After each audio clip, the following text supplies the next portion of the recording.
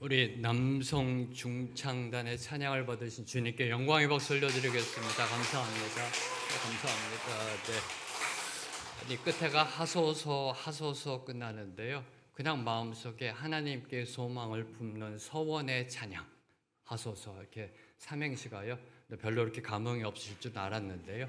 네, 그게 이렇게 떠오르더라고요. 그러면서 우리 윤계영 자매님 옆에 한 짝이 더 있으면 좋겠다. 갑자기 외로워 보였어요. 네, 그 옆에 하나님이 또 다른 뮤지션을 보내주셔서 아름답게 하나님을 올려드릴 수 있도록 기도하면 보내주십니다.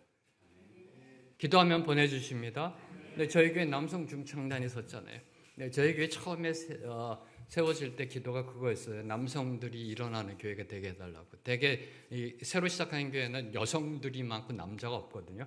네, 남자들이 일어나고 남성 중창단이 일어나고요. 네, 보내주십니다.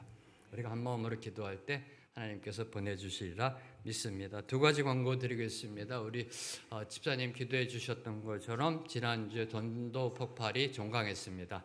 섬겨주신 분들께 감사드리고요. 그리고 토요일날 뮤나스쿨이 종강했습니다. 우리 섬겨주신 분들께 서로에게 감사의 박수, 축복의 박수 수고하셨습니다. 네. 여러분의 수고가 하나님의 때에 아름답게 열매 맺게 될 줄로 믿습니다. 오늘 주실 말씀 예비하며 먼저 기도함으로 나아갑니다. 하나님 말씀하옵소서. 듣겠습니다. 예비하신 은혜 충만히 부어주시고 들은 대로 살아내요. 하나님의 살아계심을 증거하는 우리 모두가 되게 하여 주시옵소서. 예수님의 이름으로 기도합니다. 아멘. 오늘날 병원에 가보면요, 정말 아픈 분들이 너무나도 많다를 실감합니다. 네, 저도 병원에 정기적으로 가는데 갈 때마다 정말 너무 많다. 지방에서도 올라오시고요. 네, 가면 늘 항상 그 대형 병원의 주차장은 늘 항상 10,000원입니다. 차를 어디다 대야 될지 모르겠어요. 병원이에요. 네, 병원이 늘 10,000원이고요. 특히 원인을 알 수 없는 질병, 치료제가 없는 질병, 그리고 암 환자들이 기하급수적으로 증가하고 있습니다. 자, 예수님 당시에도 수많은 병자들이 있었습니다. 주님이 가시는 곳에는 늘 항상 환자 만원이었습니다. 주님께 나온 병자들의 대부분은요, 당시 의술로서는 치유할 수 없는 난치병, 불치병에 걸린 사람들이었습니다. 이런 사람들의 이야기가 마가복음 4장 21절부터 43절의 말씀, 지난주와 오늘의 말씀, 그리고 또한 오늘날의 이야기이기도 합니다. 바로 이것이 마가복음 4장의 말씀이자 오늘날 우리들의 이야기이기도 합니다. 뭘 의미할까요? 오늘날도 치유받을 수 있다는 겁니다. 오늘날도 치유받을 수 있다. 원인을 알 수 없는 질병, 치료제가 없는 질병, 암이 늘어나고 있는 이 상황, 예수님 당시에 치유할 수 없는 난치병, 불치병들이 치유받았습니다. 오늘날도 치유받을 수 있다. 예수님께로만 나아가면, 예수님의 은혜가 임하면 오늘날도 치유받을 수 있다라는 사실을 먼저 선포하며 오늘 말씀으로 들어갑니다. 마가복음 5장 21절에서 43절을 보면 예수님께서 12년 동안 혈루증으로 고통받던 여인을 치유하시고, 이어서 회당장 야이로의 죽은 딸을 소생시킨 두 가지의 이적이 기록되어져 있습니다. 그중 지난주 말씀 기억나시죠? 지난주 말씀 가운데는 12년 동안 혈루증으로 고생하던 여인의 믿음, 그 믿음으로 나아감으로 하나님의 긍휼의 치유의 은혜가 임했음을 저희들이 살펴보았습니다. 이제 오늘 말씀은 회당장 야이로의 믿음과 그의 딸의 소생에 대해서 살펴보고자 합니다. 먼저 오늘 말씀 21절과 22절을 보면요, 예수님께서 지지난주 말씀 거라사 지방에서 군대 귀신 들린 자를 고치신 후 다시 맞은편으로 돌아오셨을 때 큰 무리가 몰려들었음을 기록하고 있습니다. 그 무리 중에 회당장 야이로라는 사람이 예수님 앞으로 나와왔음을 마가는 주목하고 있습니다. 22절 말씀 함께 읽습니다. 시작. 회당장 중에 하나인 야이로라 하는 이가 와서 예수를 보고 발 아래 엎드려. 당시 회당장은 유대교 회당의 최고 책임자였습니다. 오늘날로 말하면 캐톨릭이나 감리교회에 가면 비숍, 비숍이고요. 오늘날 교회로 말하면 담임 목사가 아니라 어떤 그 교회장, 그 교단장, 어떤 그 지역의 그룹장 정도 되는 그 유대교 회당의 최고 책임자로서 종교적으로나 사회적으로 존경받는 위치에 있었습니다. 아무나 회당장이 되는 게 아니었었습니다. 종교적, 사회적 권위와 힘을 가진, 파워를 가진 어른이었었습니다. 어른, 종교적 어른, 사회적 어른, 그 어른인 야이로가 예수님 발 앞에 엎드렸다는 겁니다. 예수님 발 앞에 엎드렸습니다. 그것도 많은 사람들이 지켜보는 가운데 엎드렸습니다. 목수 출신 한 젊은이, 그것도 나사렛 출신, 나사렛 출신의 한 젊은이 앞에 수치를 무릅쓰고 엎드렸습니다. 왜 그랬을까요? 종교적 어른, 사회적 어른입니다. 그 어른이 30대 정도 돼 보이는 그 나사렛 출신의 목수 출신, 대학도 안 나왔고요, 뭐 하나 명함 내밀 것도 없는 한 젊은이 앞에 무릎을 꿇었습니다. 왜 그랬을까? 왜 그랬을까? 자, 이 질문은 이렇게 바꿔 질문할 수 있습니다. 12살 된 외동딸이 중병에 걸려 죽어가는 모습을 지켜보는 그 아버지의 마음은 어떠하였을까? 이 질문으로 바꿔 질문할 수 있습니다. 12살 된 외동딸이 죽어갑니다. 아무것도 할 수 없습니다. 아버지로서 그 아버지의 마음은 어떠하였을까? 가슴이 찢어지는 듯한 고통이 있었지 않을까요? 그렇죠. 딸이 죽어가는 것을 그저 지켜볼 수밖에 없는 고통, 그 절망의 고통. 그 절망의 고통이 그를 주님 발 앞에 갈급함, 간절함, 절박함의 엎드림으로 인도하였던 것입니다. 수치를 무릅쓰고 예수 그리스도 발 앞에 엎드리게 하였던 것입니다. 이 모습이 바로 지난주 혈루증 여인이 주님 앞으로 나온 모습입니다. 혈루증 여인처럼요, 절망의 고통, 한계 상황의 고통이 야이로를 주님께로 이끄는 믿음의 출발점이 되었던 것입니다. 야이로가 자기 딸이 병에 걸리자마자 주님께 나 엎드렸을까요? 아니요. 이것저것 다 해봤겠죠. 이 좋은 약도 써보고 서울대 병원도 가보고 미국에 있는 좋은 의사도 한번 불러와 보고 다 해봤겠죠. 다 해봤는데 도대체 병은 낫잖아요. 난치병입니다. 시름시름 앓다가 이제 거의 죽어갈 것 같아요. 숨이 넘어갈 것 같아요. 그러니까 나온 겁니다. 그러니까 주님 앞에 나 바짝 엎드린 겁니다. 이 절망의 고통, 한계 상황의 고통이 혈루증 여인처럼 이 회당장 야이로도 주님 앞으로 이끌렸다라는 겁니다. 사람은 본질적으로요, 저를 포함해서 사람은 본질적으로 벼랑 끝에 서지 않으면 하나님 앞에 안 나옵니다.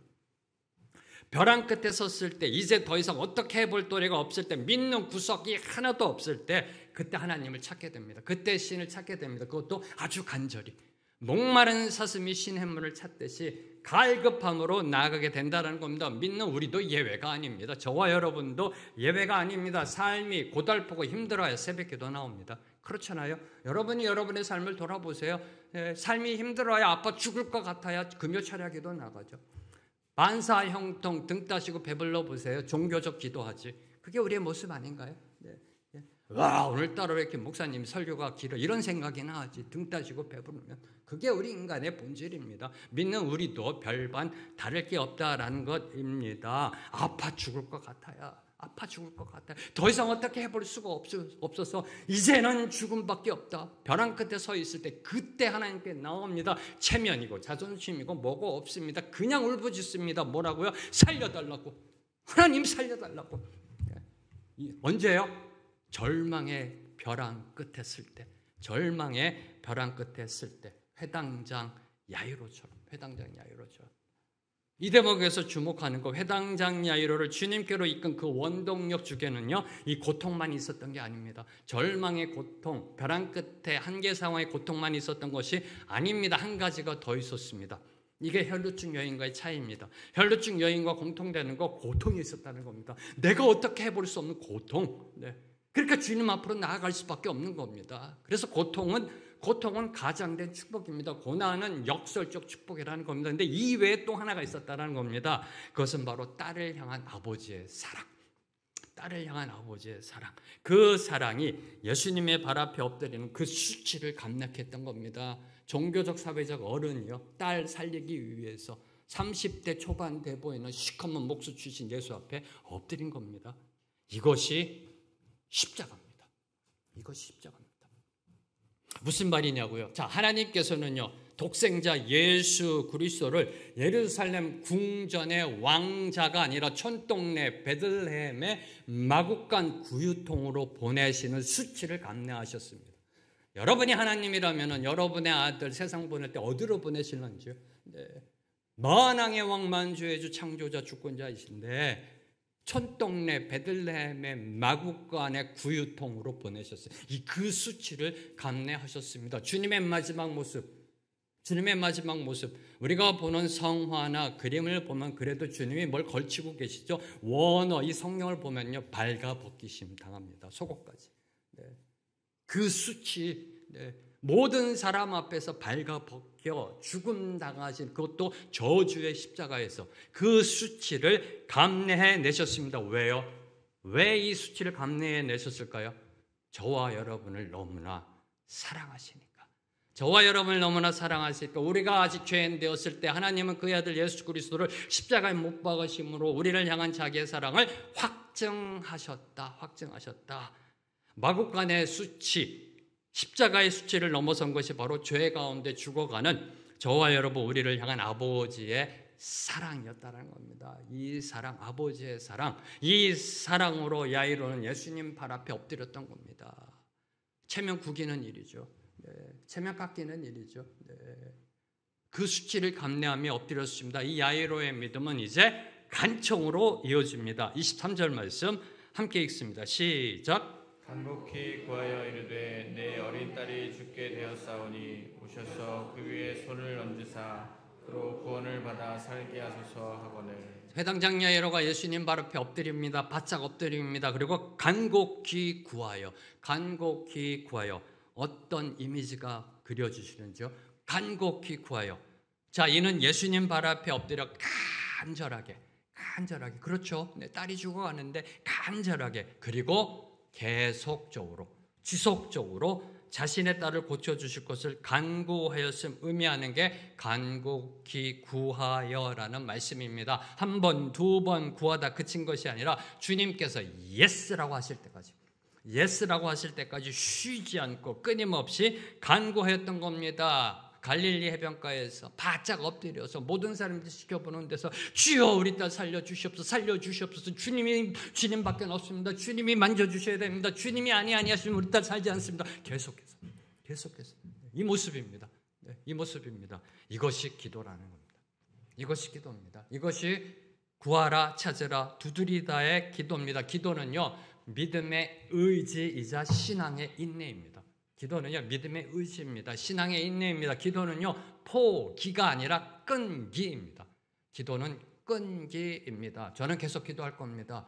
생명의 길 교회가 차고 넘칠 때까지. 왜요? 이거 배대를 허락하시잖아요. 이것이요. 근데 이거는요, 기적이에요. 기적. 이런 곳을 어떻게 하나님이 우리에게 주세요? 네.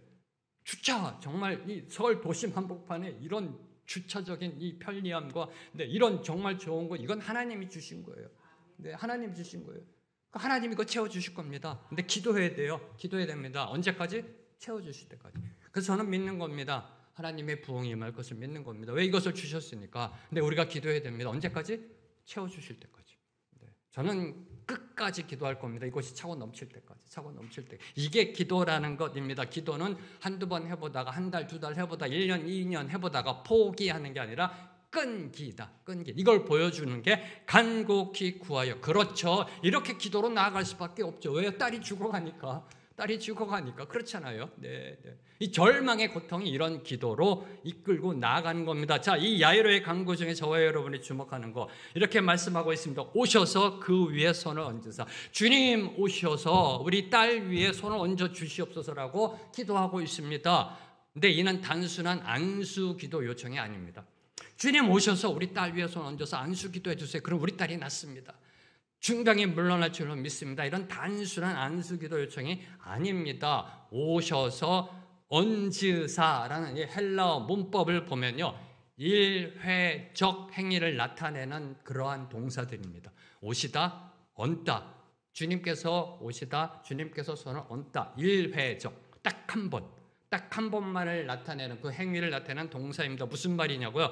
회당장은 예수님이 여러 번 오셔서 오늘도 와주시고 내일도 와주시고 계속 오셔서 한참 동안 손을 대고 있어 달라는 것이 아니라는 겁니다. 딱 한 번만 오셔서 단 한 번만 손을 대시면 내 딸이 나을 줄로 믿습니다라는 고백인 겁니다. 이게요. 네. 이 믿음은요, 그로 구원을 받아 살게 하소서의 간청으로 이어집니다. 딱 한 번 오셔서 딱 한 번 손을 대시면 우리 딸이 구원받아 살게 될 줄로 믿습니다. 라는 이 간청으로 이어지면 오직 예수님만이 치유의 구원을 이루시는 분임을 고백, 선포하고 있는 것입니다. 이게 믿음입니다. 이게 믿음입니다. 이게 믿음입니다. 네. 지난번에도 한번 제가 고백했듯이요. 네, 어느 그 목사님하고 대화를 나눈 이후에 제가 성도들을 위한 치유의 기도가 좀 짧아졌습니다. 네, 그 목사님도 그러시더라고요. 네. 그냥 간단하게 주님 치유하여 주시옵소서 그러면 치유가 된다는 거예요. 네. 근데 성도들 입장에선 목사님이 붙잡고 한 30분 기도해 주면 그게 소위 영빨 있는 기도처럼 느끼시잖아요. 이렇게 주님 저 죽겠어요. 기도해 주세요. 근데 제가 딱 가가지고 예수의 이름으로 명하노니 치유될지어다. 아멘. 하고 끝나면 뭔가가 부족함을 느껴져요. 안 그러세요? 네. 뭔가가 기도 안 받은 것 같아. 뭔가가. 네. 이왕이면 좀 더 길게 해주시고 이왕이면 좀 더 많이 해주시고 이런 느낌이 있어요. 아니요. 이 야이로의 믿음은 간단합니다. 딱 한 번 오셔서 딱 한 번 얹어주시면 우리 딸이 낫습니다. 이게 믿음이라는 겁니다. 주님을 100% 신뢰하는 믿음. 주님께 모든 걸 건 올인의 믿음이라는 겁니다. 바로 이 믿음의 고백으로 지난주 혈루증 여인도 고침받았던 것입니다. 이 믿음으로 기억나세요? 지난주 28절 말씀. 이는 혈루증 여인의 고백입니다. 자, 예수님 몰래 뒤로 가서 예수님의 옷가에 손을 댑니다. 이는 내가 그의 옷에만 손을 대어도 구원을 받으리라 생각함일러라. 기억나시는지요? 옷에 손을 댄다, 일회성을 나타내는 동사라고 말씀드렸습니다. 예수님의 옷가에 스치듯이 한번 딱 터치만 해도 나는 구원받는다 라고 생각함일러라. 생각함일러라 기억나시는지요? 네, 생각함일러라. 계속해서 꾸준히 간곡히 구하여, 이 회당장 야이로가 간곡히 구하는 것처럼 생각함일러라 계속해서 끊임없이 기도했음을 보여주는 동사라고 말씀드렸잖아요. 집을 나서면서 기도, 길을 걸어가면서 기도, 수많은 인파가 예수님을 둘러싸이는 것을 보면서도 기도, 예수님의 뒤로 가서도 기도, 옷갓을 터치하면서도 기도. 네, 생각함일러라. 딱 한 번만 스치듯이 만져도 나는 나을 거야 를 계속해서 기도하고 간 바로 이 믿음의 기도, 이 믿음의 기도에는 주님은 반드시 응답하십니다. 네. 이러한 믿음의 기도에는 반드시 주님의 응답이 임하게 되어 있습니다. 작은 신음에도, 그런 믿음으로 드리는 그 작은 신음에도 여러분이 잠을 주무시다가 그냥 꿈속에서 너무 힘들어서 내뱉는 그 신음소리에도 주님은 민감하게 반응하시고 들으시고 응답하신다라는 사실입니다. 자, 예수님께서는 이제 자신의 딸을 구원해달라고 믿음으로 간청하는 회당장 야이로의 요청에 응하십니다. 그리고 그의 집으로 향하셨습니다. 그런데 35절을 보면 돌발 상황이 발생합니다. 회당장 야이로의 딸이 죽었다라는 비보가 전해졌던 것입니다. 35절, 36절 말씀, 두 구절 말씀 함께 읽습니다. 시작. 아직 예수께서 말씀하실 때 회당장의 집에서 사람들이 와서 회당장에게 이르되 당신의 딸이 죽었나이다. 어찌하여 선생을 더 괴롭게 하나이까? 예수께서 그 하는 말을 곁에서 들으시고 회당장에게 이르시되 두려워하지 말고 믿기만 하라 하시고 당신의 딸이 죽었나이다. 이제 회당장의 집에서 사람들이 옵니다. 그리고 회당장과 예수님, 거기에 있는 사람들이 얘기합니다. 당신의 딸이 죽었나이다. 어찌하여 선생을 더 괴롭게 하나이까? 이는 더 이상 예수님께 부탁할 이유가 없어졌다는 말입니다. 예수님이 오실 이유가 없어졌단 말입니다. 더 이상 예수님이 오실 필요가 없다는 말입니다. 여기에 더, 당신의 딸이 죽었나이다. 어찌하여 선생을 더 괴롭게 하나이까? 이 더라는 것은 시간상으로 이미 늦었다는 의미입니다. 시간상으로 이미 늦었다는 의미를 함축하고 있습니다. 맞죠? 맞는 말이죠. 생명은 살아있을 때 고칠 수 있어도요, 일단 죽고 나면 되돌릴 수 없습니다. 그렇죠? 네. 아닌가요? 아무리 뛰어난 의사, 명의도 살아있는 사람만 고칠 수 있습니다. 안 그런가요? 네. 아무리 뛰어난 명의도요. 사람이 살아있어야 치유하죠. 네. 죽은 사람에게는 그 어떤 치료도 그 어떤 약도 헛수고입니다. 무용지물입니다. 죽은 사람에게는요. 그 어떤 방사선 치료도 그 어떤 정말 이 만병통치약도 다 소용없습니다. 죽은 사람에게는요. 이것이 세상의 이치고 이것이 세상의 논리고 이것이 세상의 상식입니다. 그렇죠? 맞습니다. 네, 이게 세상의 상식이에요. 세상의 논리예요. 세상의 이치예요. 네. 어떤 사람이 죽은 사람 데리고 병원에 이렇게 외래 환자 등록해가지고 의사 보러 간 사람 보셨어요? 네. 이 죽은 사람이요 머리가 아프대 하면서요. 좀 의사 선생님 고쳐주세요 하는 거 보셨어요? 살아있을 때 두통도 치료받는 거고 살아있을 때 관절도 치료받는 거잖아요. 네. 죽으면 끝입니다. 네. 네. 죽으면 어쩔 수가 없는 겁니다. 이게 세상의 이치고 논리고 상식입니다. 자연의 질서입니다. 그런데 문제는 이러한 상식과 논리로 주님을 바라보면 절대로 하늘의 이적을 경험할 수 없다는 겁니다. 이게요. 네. 그렇잖아요. 우선 먼저 저희와 예수 그리스도의 차원이 다르잖아요. 이걸 먼저 인정하셔야지. 네. 네. 인간의 상식과 논리와 이성으로 성경을 보면 그 이성으로 주님을 바라보면 그 이성으로 주님이 하시는 역사를 바라보면 절대로 하늘의 이적을 경험할 수 없습니다. 예수님이 누구이신지를 알 수가 없습니다. 왜요? 예수님은 세상을 초월하시는 분이니까. 예수님은 세상을 만드신 분이니까. 네. 세상을 초월하신 분이에요. 예수님은요, 인간의 상식과 세상적 논리 안에 갇혀 계신 분이 아니라는 사실입니다. 네. 자, 회당장에게 그의 딸이 죽었다라는 소식을 알리러 온 사람들, 인간의 상식과 고정관념으로 예수님을 바라보았던 것입니다. 그러니 예수님이 죽은 자도 살리실 수 있다는 하나님의 아들이심을 깨닫지 못하였던 것입니다. 여러분은 어떠하신지요? 네. 자, 이는 회당장도 마찬가지였다는 겁니다. 36절을 보면요. 예수님께서 회당장에게 뭐라고 말씀하시나요? 두려워 말고 믿기만 하라. 두려워 말고 믿기만 하라. 왜 이 말씀하셨을까요? 두려워하고 있으니까. 지금 회당장이 두려워하고 있으니까. 왜 두려워하고 있나요? 딸이 죽었다고 그러니까. 네, 딸이 죽었다고 그러니까. 집에서 온 사람들의 말을 듣고 이제 더 이상 어찌할 수 없다라는 절망의 두려움에 휩싸였던 겁니다. 회당장도 마찬가지입니다. 모든 체면 다 내려놓고 예수 그리스도 앞에 무릎 꿇었어요. 딸 하나 살리겠다고.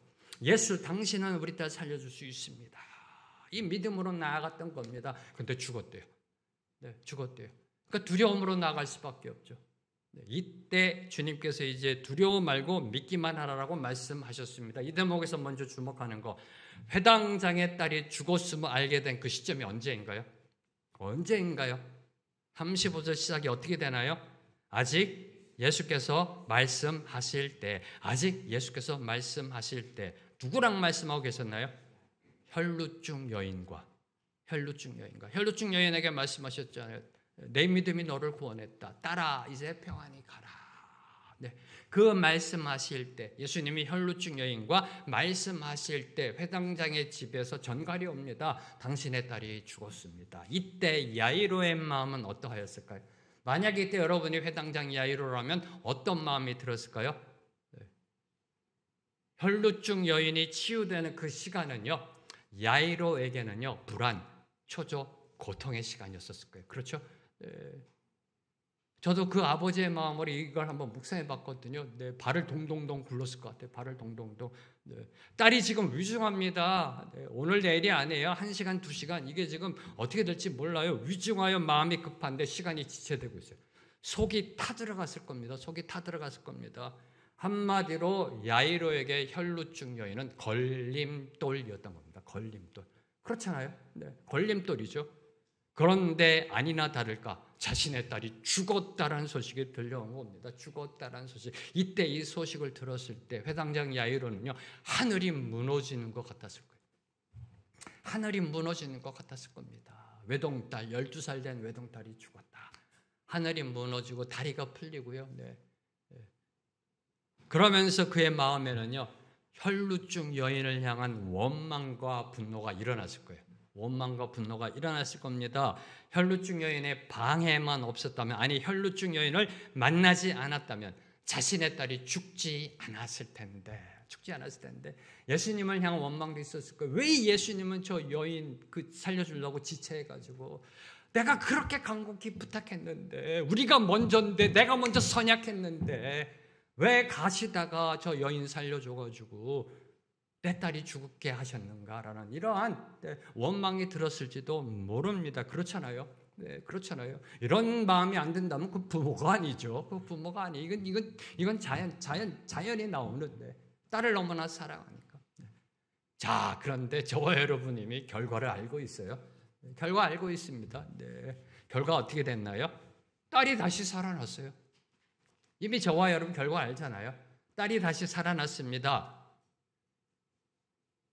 딸을 위해 무릎 꿇고 딸 살려달라고 예수님께 말씀드려서 예수님을 모시고 가다가 예수님이 혈루증 여인을 고치는 동안 딸이 죽었습니다. 그때 그 회당장 야이로의 마음 어떠했을까? 하늘이 무너지는 것 같았을 거예요. 혈루증 여인을 향한 원망과 불평이 마음속에서 막 일어났을 거예요. 그런데 결론은 알아요. 우리가 딸이 살아났다. 이게 사실이잖아요. 이 팩트. 이 사실이 말하고 있는 게 뭘까요? 우선 먼저 여러분 이걸 깨달아야 돼요. 이 팩트가 저와 여러분에게 말하고자 하는, 왜 하나님은 이렇게 회당장 야이로의 딸을 살려주셨을까? 뭘 저와 여러분에게 교훈고자 하시는 것일까? 뭘 말하고자 하는 것일까? 하나님은 지체하시는 것 같으나 결코 늦지 않으신다는 거죠. 이겁니다. 하나님은 지체하시는 것 같아요. 그러나 결코 늦지 않으신다라는 진리를 말씀하고 있는 겁니다. 다시 말해 조금 전문적 용어로 쓰겠습니다. 크로노스가 아니라 카이로스라는 겁니다. 크로노스가 아니라 카이로스다. 이걸 말씀하고 싶으셨던 거예요. 이걸 말씀하고 싶었던 겁니다. 하나님은 지체하시는 것 같으세요. 인간의 관점으로 보면, 그런데 절대로 늦지 않으세요. 크로노스가 아니라 카이로스임을 보여주고 있는 겁니다. 주님은 지체하심으로 야이로의 딸을 그냥 죽도록 방치하신 것이 아니었습니다.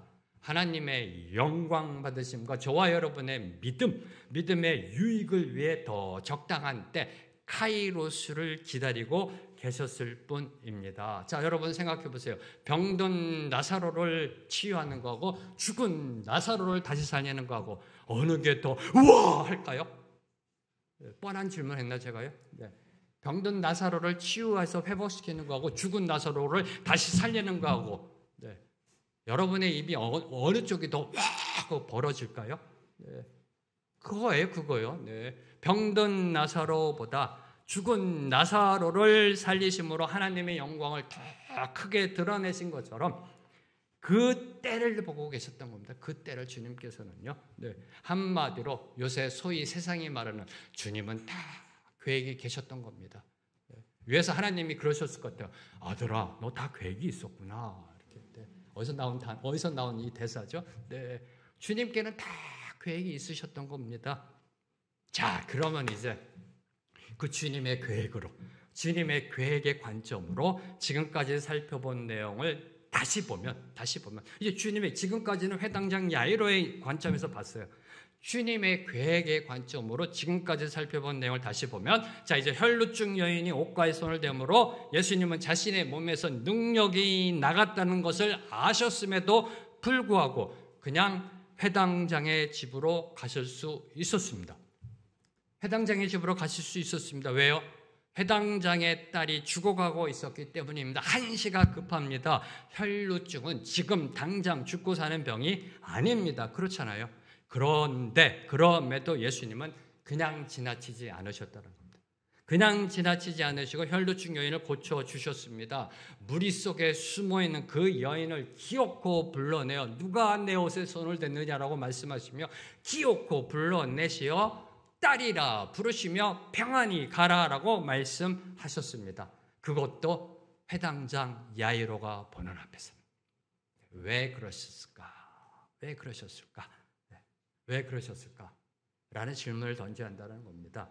주님은요, 혈루증 여인이 고침받고 구원받은 사건을 통해 회당장 야이로가 주님이 누구이신지를 알게 되기를 원하셨던 겁니다. 주님이 누구이신지를 알게 되기를 원하셨던 것입니다. 사랑하는 성도 여러분, 여러분 기적이 뭐라고 생각하세요? 기적? 병 고침 받는 거? 암이 회복되는 거? 죽은 자가 다시 살아나는 거? 이게 기적이라고 생각하세요? 이게 기적이라고 생각하세요? 아니요, 또 아파요. 나이 들면 또 아파요. 12살 된 소녀 이제 살아나고 혈루증에 고침 받았어요. 안 아팠을 것 같아요? 나이 들면서 무릎 관절 생기고 허리 디스크 문제 생기고 또 아파요. 인간은요. 아프게 돼 있어요. 또 아파요. 병 고침 받는 게 기적이 아니라니까요. 죽었다 살아나는 게 기적이에요. 12살 먹은 혈루증에 안 죽었을까요? 죽었어요. 결국은요. 나사로도 죽었어요. 아니 또 아프고 죽는다니까 인간은. 이게 기적이 아니라는 겁니다. 기적은요. 예수님이 누구인지를 아는 겁니다. 이게 기적이라니까요. 왜 이게 기적이에요? 인간이 신을 아는 거. 이게 기적이라니까요. 피조물이 창조주를 아는 이게 기적이라니까요. 이게 기적 같은 일이라니까요. 여러분 주에 안 믿는 자들에게 하나님 얘기해도 도대체 먹혀 들어가나요? 못 알아들어요. 못 알아들어. 우리 보고 미친 사람 취급하지. 인간이 신을 아는 것, 이게 기적이에요. 바로 이게 기적이라는 것입니다. 자, 예수님은 자신이 단순히 치유의 은사를 지닌 영험한 선지자나 랍비가 아니라 죽은 자도 살리는 하나님의 아들 구원의 샬롬을 베푸시는 그리스도이심을 회당장이 깨닫게 되길 원하셨던 것입니다. 그래서 혈루증 여인에게 치유되었다라는, 네가 건강하게 되었단 말은 맨 마지막에 하시고 제일 처음에 하신 게 내 믿음이 너를 구원하였다. 따라 평안히 가라. 구원의 샬롬을 베푸시는 바로 그 그리스도이심을 회당장이 깨닫게 되길 원하셨던 것입니다. 그래서 혈루증 여인이 치유받는 과정을 야이로에게 보여주셨던 것입니다. 다시 말해 혈루증 여인의 불치병이 치유받은 기적의 사건이 야이로에게 믿기만 하라의 디딤돌이 되길 원하셨던 것입니다. 이게 주님의 계획이었습니다. 걸림돌이 디딤돌 되는 이게 주님의 계획이었던 겁니다. 육신의 눈으로 보면 걸림돌인데 영의 눈이 띄어져서 이게 디딤돌이구나라고 깨닫게 되기를, 이게 주님의 계획이셨던 것입니다. 자, 회당장 야이로가 처음 예수님께 나아왔을 때만 해도 소망을 가졌습니다. 믿음으로 나왔습니다. 그러니까 무릎 꿇죠. 예수님께 나아가면 모든 것이 다 잘 될 줄 알았습니다. 그러니까 무릎 꿇었죠. 그런데 딸이 죽었습니다. 그리고 주위에서 이제 끝났다라고 그럽니다. 더 이상 선생 괴롭히지 말라라고 합니다. 포기하라고 그럽니다. 이제 다 늦었다. 다 끝났다. 포기하라고 말합니다. 이때 야이로는요, 주저앉고 싶었을 거예요. 그냥 주저앉고 싶었을 겁니다. 그 자리에 앉아서 그냥 대성통곡하고 싶었을 거예요. 그때 주님이 말씀하신 것이 두려워하지 말고 믿기만 하라. 두려워하지 말고 믿기만 하라. 둘 중에 하나를 선택하라는 거죠. 두려움, 믿음. 어느 쪽을 선택할래? 두려워하지 말고 믿기만 하라. 두려움에 눌려있지 말고, 두려움 안에 갇혀있지 말고 믿음으로 일어나라. 포기하지 말라. 주저앉지 말라의 말씀입니다. 두려움에서 믿음으로 인도하시는 말씀이에요. 지금 야이로는 두려움이 있습니다. 그 두려움에서 믿음으로 인도하시는 말씀입니다. 주님 앞에 엎드린 초심의 믿음으로의 인도가 두려워하지 말고 믿기만 하라의 말씀이었던 겁니다. 이 인도함의 회당장은 순종하였던 겁니다. 순종하였던 것입니다. 회당장이 이렇게 말했나요? 주님, 딸이 죽었답니다. 죄송합니다. 오실 필요 없습니다. 이렇게 했나요? 아니요. 두려워하지 말고 믿기만 하라. 이 말씀에 순종함으로 예수님을 따라갔습니다. 그리고 딸이 살아나는 기적을 경험하였던 것입니다. 할렐루야. 기억하십시오. 그 어떤 시련과 난관도 심지어 죽음도 두려워하지 않는 것, 그 능력의 근원은 믿음이라는 겁니다. 믿음. 지금 무엇이 두려우신지요? 무엇이 그리도 염려되시는지요? 여러분의 인생의 문제가 과연 무엇인지요? 오늘도 주님은 저와 여러분을 향해 선포합니다. 두려워하지 말고 믿기만 하라. 두려워하지 말고 믿기만 하라. 두려워하지 말고 믿기만 하라. 하나님이 세상을 이처럼 사랑하사 독생자를 주셨으니 이는 그를 믿는 자마다 어떻게 해요? 멸망치 않고 어떻게 해요? 영생을 얻게 하려 하심이라 믿으시는지요? 무엇이 두려우신지요? 무엇이 두려우신지요? 네, 무엇이 두려우신지요? 믿기만 하라. 믿기만 하라. 그러면 하나님의 때, 하나님의 역사가 일어날 줄로 믿습니다. 자, 이제 회당장의 집에 도착하신 주님은요, 베드로와 야고보와 요한만을 데리고 집 안으로 들어가셨습니다. 그리고 이렇게 말씀하셨습니다. 39절 말씀 함께 읽습니다. 시작. 들어가서 그들에게 이르시되 너희가 어찌하여 떠들며 우느냐 이 아이가 죽은 것이 아니라 잔다 하시니. 네, 이제 장례식장이라고 해야 되나요? 네, 초상집이라고 해야 되나요? 네, 이제 들어가셨습니다. 들어갔는데 주님이 이렇게 말씀하시는 겁니다. 너희가 어찌하여 떠들며 우느냐? 너희가 어찌하여 떠들며 우느냐? 책망하시는 겁니다. 책망. 네. 너희가 어찌하여 떠들며 우느냐? 예수님이 이렇게 책망하신 이유, 그 이유는 그들이 죽은 자도 살리시는 예수가 그들에게 왔음에도 불구하고 그 사실을 깨닫고 있지 못하기 때문에 주님께서는 책망하신 겁니다. 자, 만약 그들에게 예수님이 누구이신지, 예수님이 어떤 능력을 가지신 분인지를 알 수 있는 믿음만 있었다면 그들은 결코 울지 않았을 겁니다. 그렇죠? 네, 그 믿음이 있었다면, 예수님이 죽은 자도 살리시는 분이라는 믿음만 있었으면 여러분 같으면 어떻게 하실 것 같아요? 저 같았으면 그랬을 것 같아요. 오, 주님 오셨다. 그리고 숨죽이면서 야, 이번에 어떻게 살려내실까? 그렇게 주목하지 않았을까요? 숨죽이면서요. 네, 이번에는 주님이 어떻게 살려내실까? 네, 주목했을 것 같아요. 이로 볼 때 너희가 어찌하여 떠들며 우느냐, 어찌하여 떠들며 우느냐, 이 책망은요, 너희가 어찌 믿음이 없느냐의 질책입니다. 앞서 4장 40절에서 주님이 제자들을 향해 광풍이 일어나고 풍랑이 일어날 때 주여 살려주세요 라고 막 주님 깨울 때 너희가 어찌하여 믿음이 없느냐라고 주님이 질책하신 그 질책입니다. 믿음이 없음을 질책하신 것이 너희가 어찌하여 떠들며 우느냐. 믿음 있으면 떠들며 울지 않는다는 겁니다. 네. 믿음이 없기 때문에 회당장의 딸의 죽음이 자는 것이다 라고 말씀하신 주님을 이해하지 못했던 것입니다. 주님 말씀하시잖아요. 이 아이가 죽은 것이 아니라 잔다 하신, 이걸 도대체 이해할 수 없었던 겁니다. 40절에 보면요, 그들이 비웃었대요. 주님을요. 그들이 비웃었대요. 네, 이게 세상의 당연한 반응이죠. 그렇죠. 네, 요 앞에 미친 피자가 생겼는데요. 진짜 미친이죠, 이거는. 네, 미친. 네, 아름다운 미자, 친할 친자가 아니라 crazy. 네, 이건 진짜 미친 소리예요. 네, 죽었는데 잔다라고 하니까요. 세상 반응은 그겁니다. You are crazy. 네, 너 정말 미친 소리 하는구나. 네. 이게 세상의 반응입니다. 그들이 비웃더라. 자, 그러면 아이가 죽은 것이 아니라 잔다라고 말씀하신 그 의미는 무엇일까요? 네. 아니, 죽었는데 소녀는 죽었어요. 예수님도 알고 계세요. 죽었습니다. 죽음은요, 그 누구도 거역할 수 없는 현실이고 자연의 법칙이고요. 그리고 숙명입니다. 그 어느 누구도 피할 수 없는 숙명이에요. 다 죽습니다. 네. 그럼에도 소녀가 죽었다고 말씀하지 않으시고 잔다라고 말씀하신 그 이유가 무엇일까? 주님은 왜 잔다라고 말씀하셨을까? 네. 네. 아니, 이 기적에 있어서의 하이라이트는 이제 조금 있으면 달리다곰, 왜 달리다곰? 소녀가 살아나는 거. 네. 그냥 글로 쭉 가셨으면 되는데, 다이렉트로. 근데 왜 이렇게 또 긁어 부스럼을 만드셨을까? 그냥 잔다라고 그냥 그 얘기를 왜 하셨을까? 네. 굳이 이 말씀 안 하시고 그냥 살려내면 되잖아요. 네. 왜 죽었다라고 말하지 않고 잔다라고 말씀하셨을까? 잔다라고 말씀하셨을까? 이 부분입니다. 이 부분이요. 네. 이 부분이 너무나 중요합니다. 우리 믿는 자들에게. 그리고 당시 믿음을 세워가는 그 주님의 공동체가 반드시 들었어야 할 말씀이라는 겁니다. 자, 우선 먼저 하나님이 누구이신가요? 생명의 창조주이십니다. 생명의 창조주로서 인간을 죽이기도 하시고 살리시는 분입니다. 믿으시는지요?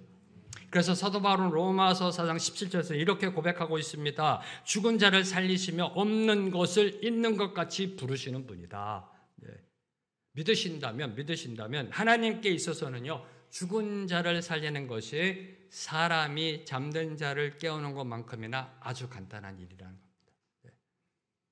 자, 그렇다면 하나님이신 주님께서 죽은 자를 향해 잔다라고 말씀해도 전혀 문제될 것이 없습니다. 주님께는 죽은 자를 살리는 것이 마치 잠자는 자를 깨우는 것과 같기 때문에, 생명의 주권이 주님께 있기 때문에, 생사화복의 주권이 주님께 있기 때문에 전혀 문제가 되지 않는다는 사실을 보여주고 있는 거고요. 그리고 무엇보다도 마지막 때는 다시 부활할 것이기 때문에 잔다라고 말씀하신 겁니다.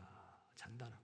마지막 때는 다시 부활할 것이기 때문에 사람은 죽으면 그것으로 끝나는 것이 아니라 마지막 때 다시 부활하게 되어 있습니다. 저와 여러분은 이미 성경을 통해 이 사실을 다 알고 있지만, 다 알고 있잖아요. 요한계시록까지 하나님의 계시가 주어져서 이미 알고 있지만, 당시 예수님 당시에는 성경이 구약 성경밖에 없었어요. 그 주님께서 말씀하고 싶으셨던 것, 잔다라고 하신 것은 부활 때 다 깨어날 것을 암시하며 말씀하고 계신 것입니다. 그래서 성도에게 있어서, 저와 여러분에게 있어서 이제 곧 닥칠 죽음, 저와 여러분도 죽습니다. 언젠간 죽습니다. 육신적 죽음이 있습니다. 그 죽음이 마침표가 아니라 쉼표다. 이걸 말씀하고 싶으셨던 거예요. 끝이 아니다. 마침표가 아니다. 쉼표다. 쉼표다. 임을 말씀하고 싶으셔서 잔다라고 말씀하신 겁니다. 사랑하는 성도 여러분, 죽음과 잠의 결정적인 차이가 무엇인가요? 죽음과 잠의 결정적인 차이? 다시 깨어난다는 겁니다. 다시 깨어난다는 거. 그렇잖아요. 결정적인 차이는 다시 깨어난다는 겁니다. 죽음은 절대로 다시 깨어나지 못합니다. 그냥 땅속에 묻히게 되어 있습니다. 화장을 하던 그냥 매장을 하던 땅속에 묻히게 되어 있습니다. 그러나 믿는 자에게는 죽음은 다시 깨어나는 것임을 말씀하고 계시는 것입니다. 그리고 그 깨어나는 것, 그리스도 예수 안에서만 가능합니다. 그래서 주님이 잔다라고 말씀하시는 겁니다. 주님만이 우리를 다시 깨우시는 분이라는 겁니다. 다시 깨우시는 분. 예수님은 이 진리를요, 이 죽은 자들을 살리심으로 증거하셨습니다.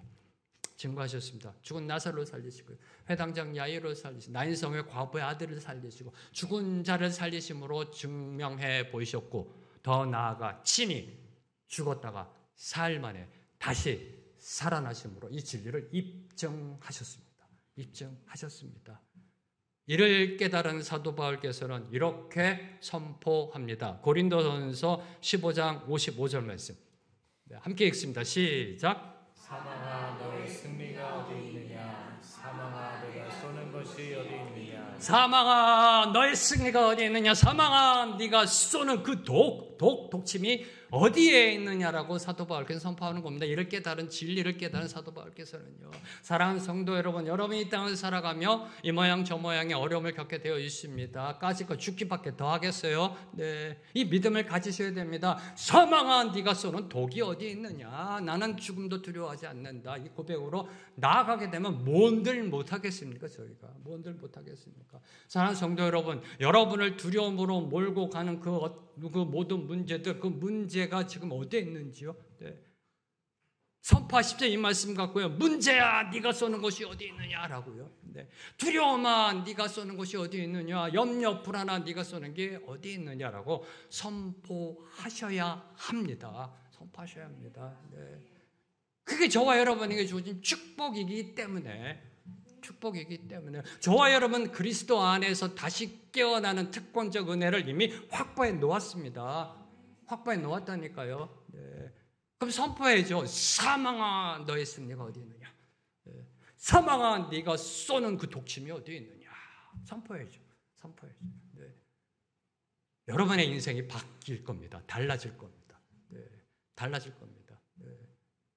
말씀대로 믿고 선포하는 자에게 하나님의 예배된 은혜가 임할 줄로 믿습니다.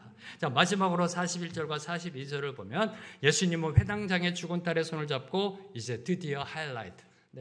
이거 보고자 지금까지 달려온 겁니다. 소녀야 일어나라 달리 다곰 하시는 말씀으로 그녀를 살려내셨습니다. 41절 42절 말씀 함께 읽습니다. 시작. 그 아이의 손을 잡고 이르시되 달리 다곰 하시니 번역하면 곧 내가 내게 나오니 소녀야 일어나라 하십니다. 소녀가 곧 일어나서 걸으니 나이가 12살이라 사람들이 곧 크게 놀라고 자, 예수님이 죽은 소녀의 손을 잡습니다. 그리고 선포하십니다. 달리 다곰. 아람어입니다. 방언입니다. 달리다 굼 일어나라. 달리다 소녀야. 소녀야 일어나라. 소녀가 곧 일어나서 걸었습니다. 병상에서 서서히 깨어난 게 아니라 이렇게요. 눈을 한쪽 뜨고 이쪽 한쪽 뜨고 한쪽 팔을 움직이기 시작하고 이렇게 서서히 깨어 일어나는 것이라 일어나라는 주님의 말씀이 떨어지자마자 곧바로 헐떡 일어나 걸었습니다. 할렐루야, 할렐루야. 그러자 사람들은 크게 놀라고는 당연히 놀라죠. 크게 놀라고 놀랬다라고 기록하고 있습니다. 믿으시는지요? 달리 다굼하니 죽은 소녀가 일어나 걸어 다녔습니다. 믿으시는지요? 정말 믿으세요? 그러면 오늘날 장례식장에서 저와 여러분이 위로 예배 드리고 있을 때 죽은 자가 일어나 영안실에서 나와가지고 우리 위로 예배에 참여한다면 믿으시겠어요? 이거 아멘은 왜 또 죽어?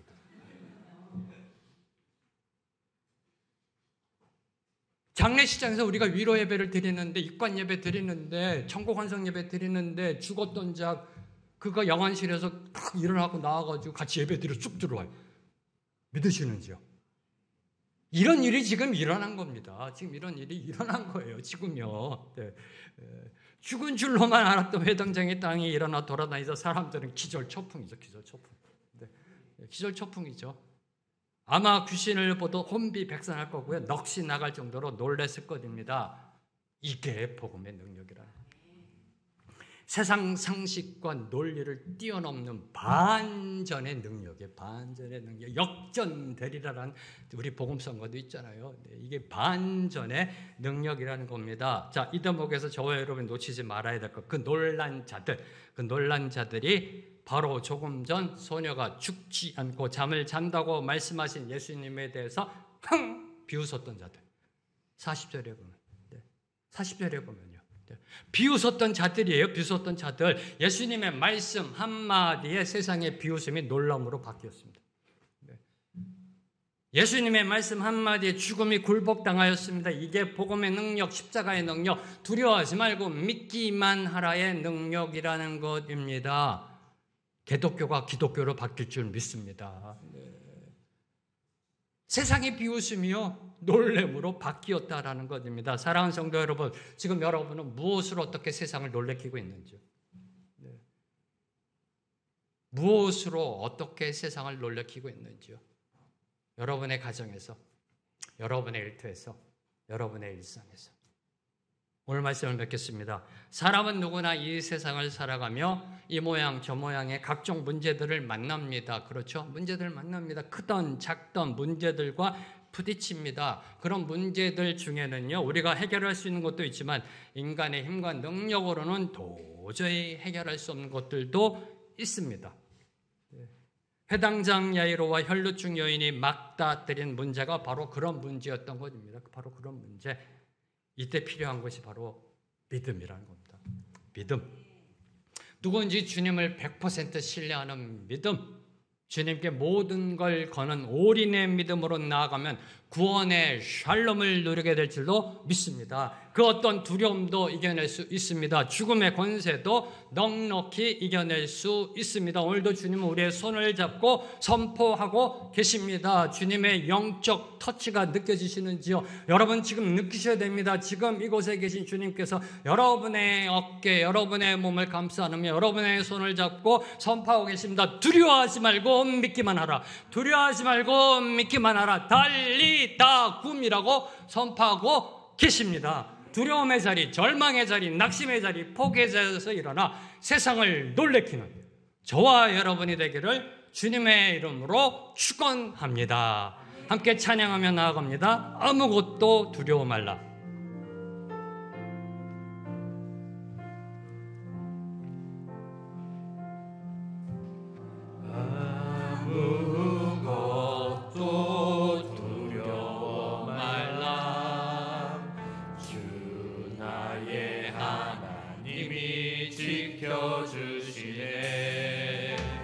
놀라지 마라, 겁내지 마라. 주님 나를 지켜주시네. 아무것도 두려워 말라. 아무것도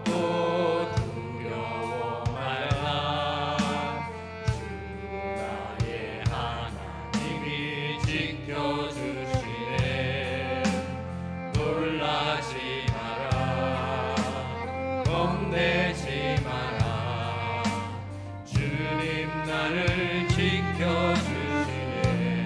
내 마음이 힘에 겨워 내 마음이 힘에 겨워 지칠지라. 주님 나를 지켜주시네. 나를 지켜주시네. 세상의 험한 몰아치면서 세상의 험한 풍파 몰아칠 주님 때도 나를 지켜주시니 주님 나를 지켜주시네. 선포합니다. 주님은 나의 산성, 주님은 나의 요새, 나의 산성, 주님은 나의 요새, 주님은 나의 소망, 나의 힘이 되신 여호와. 아무것도 두려워 말라.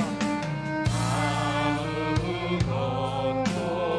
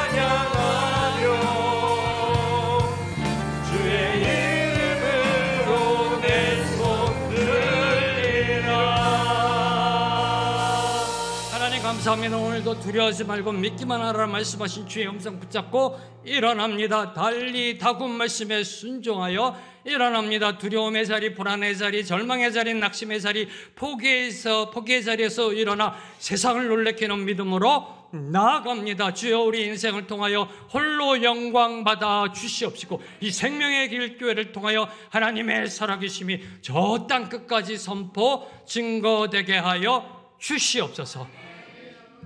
예수님의 이름으로 기도합니다. 아멘. 이제 다 함께 일어나셔서 주님 앞에 봉헌하시겠습니다.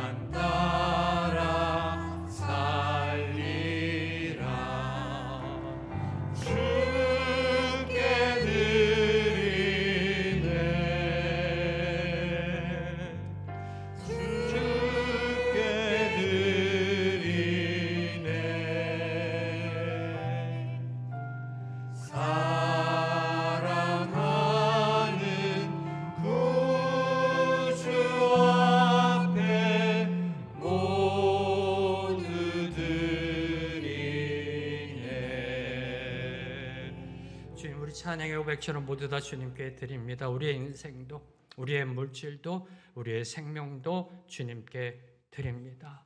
주님, 우리에게 믿음을 주셔서 그 어떤 어려움도 두려움도 뚫고 나아가는 그 은혜 주심에 감사하여 우리에게 허락하신 물질의 축복 중의 일부를 다시 주님께 올려드립니다. 주님, 이 예물이 올려드려짐 속에 모든 것이 주님의 소유임이 증거되게 하여 주시옵소서. 예물이 사용되어지는 곳에 오직 주님의 영광만이 드러나게 하시고 주님이 세우시는 생명의 길 교회 위에 귀하게 쓰임받게 하여 주시옵소서.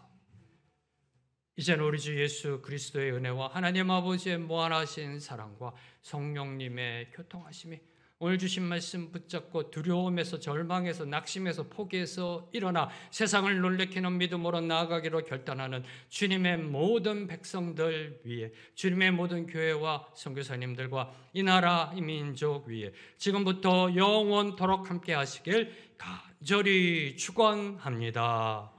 아멘.